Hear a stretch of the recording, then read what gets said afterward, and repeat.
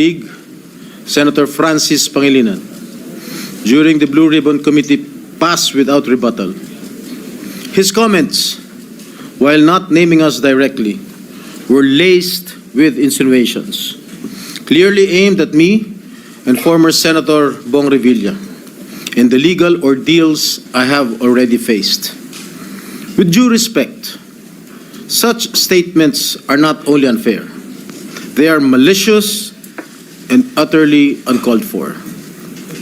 Mr. President, let me put on record. Hinarap ko po ang mga kasong isinampa sa akin. Dumaan ako sa mahabang panahon ng paglilitis, pagkakakulong, at pati na ang mabigat na stigma na idinulot nito. Hindi lamang sa akin, kundi maging sa mga miyembro ng aking pamilya na taon ding nagtiis ng pangungutya, pangmamaliit, at panghusga. Sa huli, napatunayan na walang sapat na batayan ang mga ipinukol sa akin na mga akusasyon. Hindi ko kailanman nanaisin na pagdaanan nito ng sino man sa aking mga kasamahan dito ngayon. Mr. President, the courts have spoken with finality. To cast doubt on these decisions is not only an insult to me personally, but a dangerous affront to the judiciary. It undermines the very foundation of our justice system and erodes public trust in due process. Ginoong Pangulo, hindi ako tutol sa sinasagawang pagdinig ng Blue Ribbon Committee. Ngunit, hindi ko pahihintulutan na ang kasalukuyang issue ay gamitin upang idikit muli sa akin ang mga maling paratang at sadyang impluwensyahan ang opinyon ng publiko. Ang mga kasong may kinalaman sa PDAF ay naresolba na ng korte matapos ang masusing proseso ng batas. To insinuate otherwise is nothing less than an attempt to rewrite history and to malign the integrity of the judicial process. I urge my colleagues to exercise prudence, fairness, and much of all, respect. I too deserve to be heard and to defend myself, whether in this august chamber or before any court of law. I am more than ready to dismantle the baseless lies being peddled in the Blue Ribbon Committee, come hell or high water.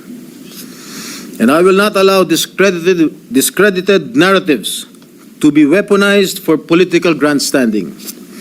I will not allow my honor, hard-earned and vindicated by the courts, to be sullied by careless remarks. And I hope the committee, the Blue Ribbon Committee, will expunge from the record such malicious and unwarranted remarks that serve no purpose but to malign and mislead. Thank you, Mr. President. Thank you, Senator Serrano. Majority Leader. Senator Francis Pangilinan is recognized. Thank you, Mr. President.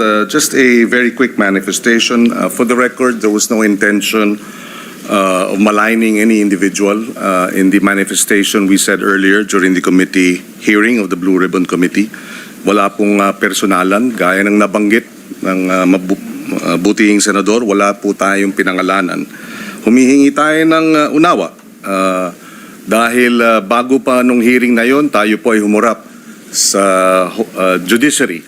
At doon din na tinalakay at pinag-usapan ang problema ng conviction rates, particular ng Sandigan Bayan. 47% ang conviction rates ng Sandigan Bayan.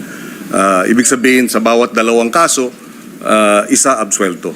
That was the context, Mr. President, of our manifestation earlier. There was no intention of maligning any senator with that manifestation. For the record, Mr. President, and again, humihingi tayo ng unawa kay Senator Jinggoy Estrada. Wala pong personalan yung ating earlier manifestation. I hope he will understand. Thank you, Senator Francis Pangilinan. President, Yes, if I you may- may respond. Ang sabi po ni Senator Pangilinan, wala ho siyang binanggit na pangalan. Pero napaka-obvious naman po ang kanyang sinabi kanina dun sa Blue Ribbon Committee.